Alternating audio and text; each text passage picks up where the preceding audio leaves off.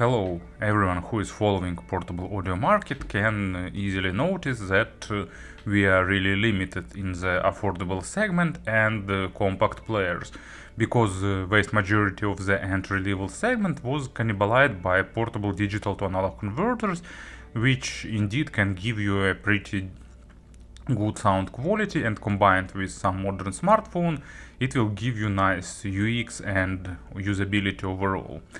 But still, a lot of people prefer to use separate player, and luckily some companies still deliver something. For example, I recently reviewed the Hibis RS2, but now Shanling is updating their lineup, and they released the new version of their M3 named M3 Ultra. And as name suggests, it's a step forward comparing to previous models. It's built with Android inside, Android 10. I didn't Google much to find what chipset they are using, but they didn't mention that in their official specs, so probably nothing super powerful, but it's enough to provide good usability overall. They used the dual 9219 ESS digital to analog converter chips and right core amplifier. And traditionally for their recent models, they've added separate single digital to analog converter mode, which will give you up to 20 hours of battery life. But actually reduction in sound quality, not huge, but pretty noticeable. And in regular two digital to analog converters mode, you can get about from 12 to 14 hours depending on the load and so on. So pretty good battery lifetime. Maximum output power is 260 milliwatts for 32 ohms load for balanced output, and about half of that from single-ended output. So it's not super powerful, but for the compact portable player, I think it's a good compromise. Unfortunately, price didn't become really affordable, because they want for it about $470. It's definitely not affordable, but inflation affects all markets. So let's have a closer look. As you can see, box is pretty simple. They once again choose a new approach to design, and the designer understood playing with fonts too literally. Inside of this outer sleeve we getting fun orange cardboard box. Here you'll get player. Underneath, I suspect it's USB cable. So let's find the side to open it carefully. Yeah, I was right. And here in the accessories it should be some papers and protective screen. They decided not to include some decent case despite the pretty noticeable price. Yeah, screen protectors, fancy manual and so on. As you can see, accessory set is pretty basic, but now let's talk about the design. M3 Ultra exists in two color options, pure black one and this interesting dark green, which I really like. And also traditionally for Shanling, design is great. That signature shape with rounded sides and with notches for better grip. It's really naturally feels in hand. You can get to the buttons without too much changing the grip, and here your three fingers lay naturally here, and one can change the volume. So really good ergonomics overall, and nice grip, so no risk of slipping it. On the bottom there are just two things, micro SD slot and USB Type-C. Traditionally it works for charging, to use it as digital to analog converter, as digital transport and so on. Here on the left side they put three buttons, and you can see that they changed their shape, and it's really good idea, because it's much easier to distinguish them without looking. So they are very good in terms of finding, and they have really nice, strong, well-defined click, so it's pretty good experience to me. On top there are two outs, headphones, regular 3.5mm and balanced. And on this side we have wheel, it can be rotated to change the volume, and it can be pressed to turn on, off and lock the screen. And they used some good encoders, so rotation goes with well-defined clicks, they are perfectly registered and works okay. Front panel is almost fully covered by screen, unfortunately not each to each, but bezels are pretty small. Here is maximum brightness, it's not super bright, but colors are really vibrant, resolution is good, it looks pleasant, it responds to touches really well, and under the bright sun it remains visible. Maybe you'll just have to cover it a little bit with your palm, but in general it's normal screen, not like the best one, but definitely has a pretty decent quality. And just for size comparisons, let's take Hybrid RS2. As you can see, it's a bit thicker, but at the same time smaller in 2 dimensions. So this player is also pretty compact and relatively pocketable. 200 grams of weight, also don't try to pull your trousers too much. In terms of firmware, it's a pretty traditional Shanling firmware based on Android, and actually it's the tendency of last few years. Every big company creating players have their own code base, and on that code base they release different products without too much changes, like Aston Kern, Fio, Hybrid, Shanling. They all have really signature features, signature design, and maybe it's a really good idea, because buying new player you will be already familiar with interface and other stuff. In general it's just open Android. Play Store is present, which is a really good thing, so you can buy some paid applications without problems, like UAPP for example. Traditionally there are some additional switches in the top drawer. So Wi-Fi, Bluetooth, headphone out or line out, and traditionally you can have Android mode, regular Android with launcher and music player as separate application. Or you can select pure mode, actually it's the same Android, but instead of launcher will be used the player. Basically it's the same, but you won't get access to launcher. It allows you to focus on the music. 2 level gains, dual single switch, USB mode, turn on and off screen rotation, and screenshot tool. So everything is traditional here. Also they have separate utility to check firmware update, and unfortunately updating it is a really painful process, because like for last few years Shanling hosting their updates on some super slow servers.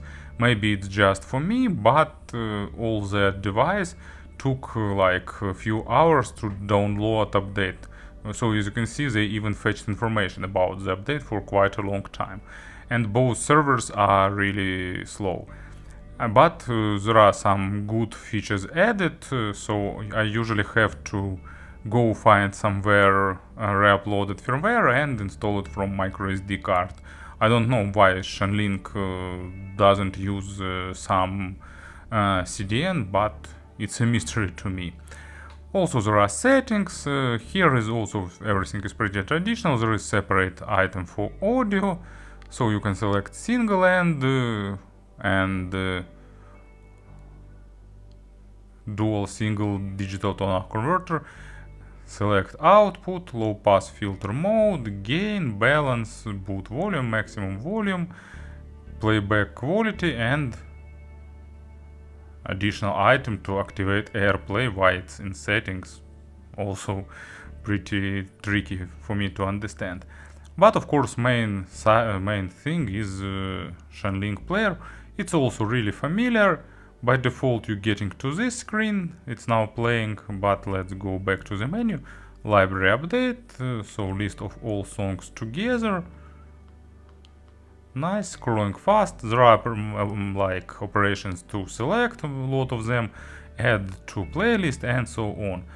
Browse by folders, by albums, by artists, and the feature that I like. For the artist when you select artist, you can see the tracks by this artist and you can see the albums, so you can select which one you'd like to see. So list of tracks and you can view all, and list of albums you can also view them all. No problems like how to group them, you're getting both. Genre, separate high-res files, playlists including favorites and others. Transfer music by Wi-Fi, access to network storage, sync link, it's Shanling's feature for the remote control, and some basic settings. You can select language, sleep timer, playback, and actually you can see what options are present here. They are all pretty self-explanatory, and for some they even provide extra explanations. So let's select something to play, and here is now playing screen, big album cover. No, there should be some possibility to swipe at lyrics and additional information. You can actually I forgot the verb for this. You can shrink it down, let's name it so. Also here you can activate dB meter, which looks really fancy, and there are additional menu here. You can activate equalizer, get album art, lyrics, so traditional features, change playback order, and see the current playlist, and add to favorites as a separate button. So pretty well done firmware with all necessary options present. And of course about the sound. You know, it's still Shanling's signature sound, but with some new interesting ideas. In general, if you like, for example, Shanling M3X, M3 Ultra will be a safe upgrade for you. Probably that's what Shanling wanted to create, because signature overall is similar, but there are some improvements. So let's talk step by step. In general, it's still warmer sounding player, but with slightly boosted dynamics, and a lot of people like this tuning actually, and but this time they decided not to soften treble less compared to their previous players, and that added a hint of clarity and definition and made overall sound like more technical. So bass is deep, it goes to maximum depth, it's controlled pretty well. Of course, when earphones or headphones are sensitive enough, because it's not super powerful amplifier here, but for portable devices, of course, it will control low frequencies well. There is a slight, small, but still noticeable hint of added weight.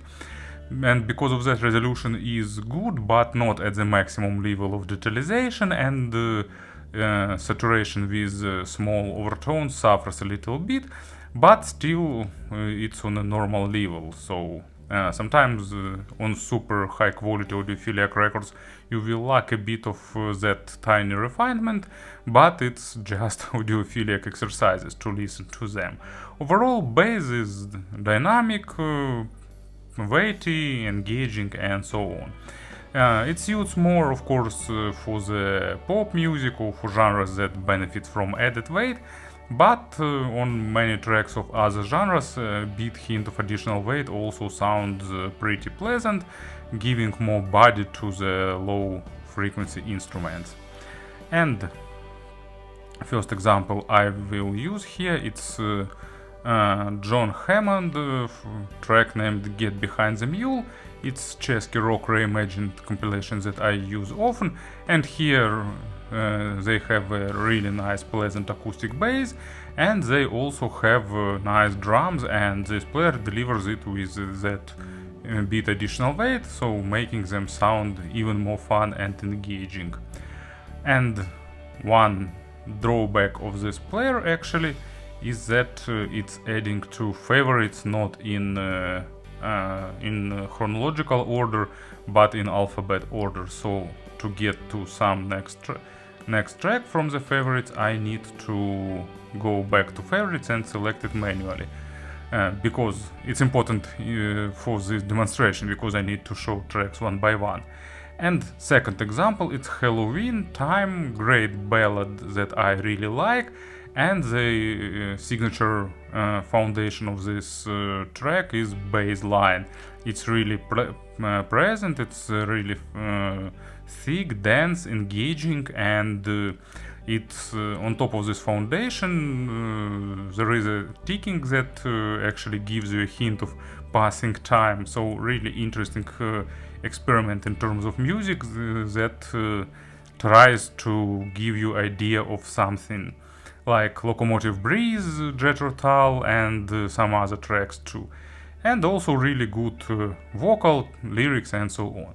But here this bass is sounding with additional hint of pleasure and a bit more fun that it's present in the record. And treble is still a bit on the warmer side of things. The detalization is good, but not the best one, because it's not trying to make a huge focus on the micro contrast. Instead it gives you dynamic, instead it gives you bit highlighted emotions. So for those who like representation that is often referred as musical, it's a bit more forgiving for the quality of records compared to more natural players, but still good material is a must here. Nice distribution of weight, of course, and when track is recorded properly, you'll get good amount of realism and other stuff. Imaginary stage is above average in width and in depth, not the hugest one, but noticeably above average with normal 3D positioning. I'd prefer a bit more separated layers in depth, but still 3D positioning is really nice. And examples for mids, actually I'm starting to forget which one I selected for. So first example for the mids, it's Kayleigh by Marillion. It's classics of neo-progressive. Actually, I accidentally found out about the Marillion. I was looking tracks that were trending in charts at the months I've born and year I've born, and actually Kayleigh was top in Britain at that time, and I listened to it. It's really great track with great vocal by Fish and nice tune. Then I listened to the whole album, and now I have all classical Marillion albums in my media library. I really like them. And this one is saturated with a lot of interesting nuances and details, typically for progressive rock, and of course this player delivers them pretty nice, highlighting a little bit bass part. And second example for the, you can see that I always have to return back to playlist. And second example, which one of them I supposed to use as a treble example? Sorry for that. And actually, When You're In by Pink Floyd, I've selected it as a second example for the mid frequencies, and of course it's typical Pink Floyd with their sound architecture with tons of effects and other stuff. It sounds pleasant, but here that additional weight a little bit more noticeable, because this time it stands on the way of this perfect architecture, giving a bit more fun sound that probably won't supposed to achieve by Pink Floyd, but it's still just my subjective preferences as always. But still it represents mids and treble nicely, so it sounds with good 3D effect and stuff. And treble, it's most noticeable step forward comparing with M3X, for example, and with many other previous Shanling players. It's more refined, more clean, more crisp. It has above average extension, but not hugely above average. Layering is almost absent, but it's probably what we can expect from the player that tends to sound slightly on the warmer side. And the attacks and decays are a bit slower than they should be, but still resolution of treble is nice. It sounds comfortable, but not as smooth as it was with the previous version, so it gives you more clarity, more airness, and better overall overtone saturation, which for me is a good step forward, meaning more realistic sounding. And let's go back to the playlist favorites once again. First track, it's Big Ugly by Snarky Puppy. Lot of percussions and that bells and rattles starting at the beginning of the track, giving you that tiny tickles to your ears, really pleasant, and this player delivers it not at 100% because for that you'll need more expensive device, but pretty well. And last example, it's Twilight Zone by Rush. Actually, it sounds nice with good detalization at cymbals, but here I am lacking a bit of energy for the cymbals. It's still my preferences, but I prefer a bit more forward treble and a bit more energetic signature for the treble. But if you like more comfortable sound, it will be really great option for you, and actually that's the target audience of Shanling, and this player delivers what that audience expect with a few nice additional twists. Speaking about the pairings, you can understand by its power, it's not super powerful player, but it will be enough for almost all IEMs, and with sensitive background noise will be really low. For the full-size headphones it will be okay if they have normal impedance and signature. Of course, something like 300 ohms of impedance, or I don't know, like below 100 decibel sensitivity won't be the optimal load for it. It will drive some of that headphones, of course, and to a proper level, but still it's the best to consider more powerful player if you have such a tough load. And a few words about the comparisons. Unfortunately, I'm really limited in players that I have now to compare, so just few basic models to define some limits where this player belongs. Compared to previous M3X, it's definitely a step forward, so if you're looking for upgrade for M3X, and M3 Ultra is like no-brainer choice. So similar sound signature, but with better technical level, especially in the treble area, bit better performance, and overall it's like noticeable improvement, but not totally different players, so it's, in my opinion, here it's a safe choice. FIO M11S, which a lot of people will be comparing because of similar price, it's a totally different signature and it's totally a matter of preferences. M11S more natural, more focused on micro contrast, with slightly better resolution, but with less highlighting fun factor and adding less weight. For me, I like natural sound more, so I prefer M11S. But a lot of people like Shanlings, and for them it will be a better choice, so that's just it. And Hybie RS3, because it's in the similar price tier too. First of all, of course, it's really different in terms of